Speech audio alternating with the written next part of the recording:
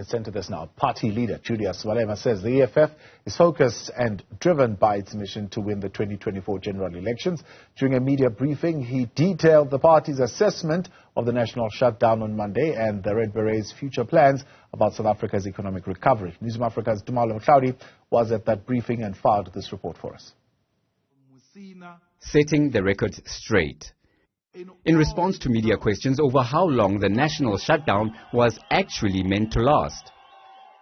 The national shutdown, from its beginning, it was declared to be 1 day. The Economic Freedom Fighters leader says the Red Berets plan to query the 1 billion rand spent by the state on the continued visible deployment of state security apparatus, including the military, to protect private and public property. We will know that we are in Parliament and we will be questioning the rationality and the deployment of soldiers and the amount of monies that are going to be spent on the soldiers that are on the streets now. He says the duration of the deployment of South African soldiers within her borders is a red flag. A month deployment, I don't understand what informs that. But dealing with the criminals that we're dealing with, that might be an opportunity for them to loot. Malema has also hit back, particularly at government critics who have dismissed the national shutdown as a failure, based on the fact that there weren't tens of thousands of EFF faithfuls marching across every city and village in South Africa on Monday.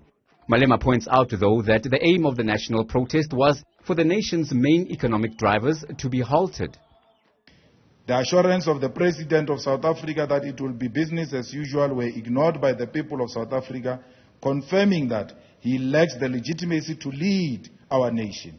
The national shutdown was already a success the moment a majority of businesses refused to open their doors, despite Ramaphosa's promises of a normal day. And as a parting salvo, EFF leader Julius Malema has once again reminded the nation that, in his view, the Economic Freedom Fighters are the only viable opposition or option to the current ruling ANC come the 2024 national elections. For Newzroom Afrika on Channel 405, I'm Tumaole in Johannesburg.